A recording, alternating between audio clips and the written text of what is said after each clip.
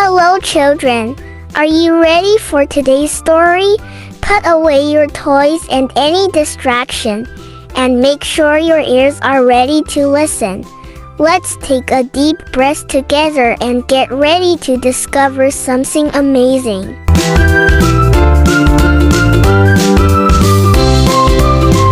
Gideon and the 300 brave soldiers, Judges 6 and 7. A long time ago, in the land of Israel, things were not going well. The Israelites had forgotten about God and started doing things their own way, so God allowed their enemies, the Midianites, to come and take over. The Midianites were mean and cruel. They stole the Israelites' food, animals, and destroyed their farms. The people were so afraid that many of them hid in caves in the mountains. Finally, the Israelites remembered God and cried out, "Lord, help us, save us from our enemies." And guess what? God heard their cries. God decided to use a man named Gideon to rescue Israel. But Gideon was not a mighty warrior or a famous leader. In fact, when we first meet him, he's hiding in a winepress, secretly trying to thresh wheat so the Midianites wouldn't see him. Suddenly, an angel of the Lord appeared. "The Lord is with you, mighty warrior," the angel said. Gideon looked around. "Wait, me, a mighty warrior?" He said, "My family is the weakest, and I'm the least important in my whole family. How can I save Israel?" But the angel replied, "God will be with you. That's all you need." Gideon wanted to be sure this was really from God, so he asked for a sign. He placed a fleece, a piece of wool, on the ground and said, "God, if you're really going to help me save Israel, make the fleece wet with dew in the morning, but keep the ground dry." The next morning, just like he asked, the fleece was soaking wet, but the ground was dry. But Gideon still wasn't sure, so he asked again. This time, God, make the ground wet but the fleece dry. The next morning it happened again, exactly as Gideon had asked. Now Gideon knew God had chosen him.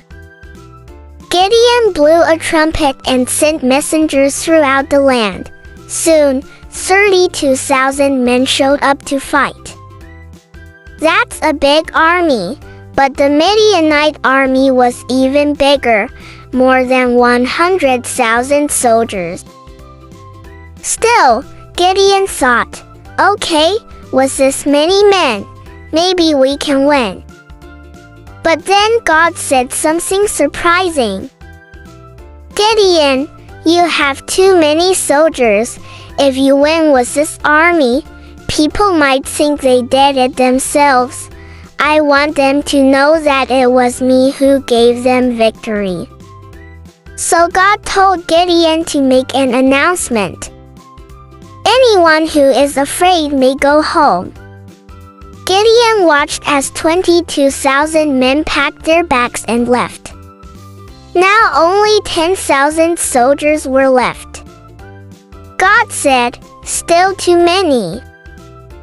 He told Gideon to take the men to a river and watch how they drank water. Some got down on their knees and drank like dogs. Others cupped water in their hands and brought it to their mouths while staying alert. God said, "Keep the ones who stayed alert and drank from their hands." How many were left? Only 300 soldiers. Gideon now had only 300 men to face an army of over 100,000. But Gideon didn't panic. He had seen God work. He had learned to trust him. That night, God said, "Go down to the Midianite camp and listen. You'll be encouraged." So Gideon snuck down with his servant and overheard two enemy soldiers talking. One said, "I had a dream that a loaf of bread rolled into our camp and knocked over a tent." The other replied, "That must mean Gideon and his army are going to defeat us." Gideon smiled. That was all he needed to hear. Now, God gave Gideon a very strange battle plan. He divided the 300 men into 3 groups. Each man got a trumpet, a torch, a flaming stick, a clay jar to hide the torch. No swords, no spears, just torches, jars, and trumpets. At night, they crept around the Midianite camp. Then at Gideon's signal, they broke their jars, held up their torches, blew their trumpets, and shouted, "A sword for the Lord and for Gideon." The Midianites woke up in total confusion and fear.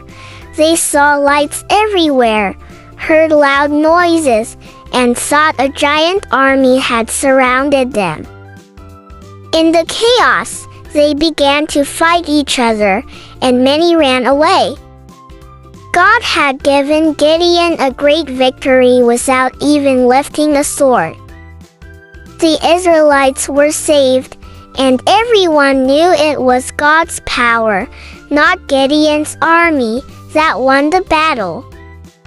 The story teaches us that God uses unlikely people. Gideon was scared and felt small, but God still chose him. God's strength is better than numbers. He reduced the army to 300 to show his power. Obedience is more important than weapons. They won the battle by following God's instructions. Even when we're afraid, God is with us. He gave Gideon courage step by step. So children, remember, you don't have to be the strongest, the biggest, or the most famous. You just need to trust God, obey Him, and be brave even if you're only one of 300. Thanks for listening, and don't forget to share your lessons with your friends. I will see you next time for another fantastic story.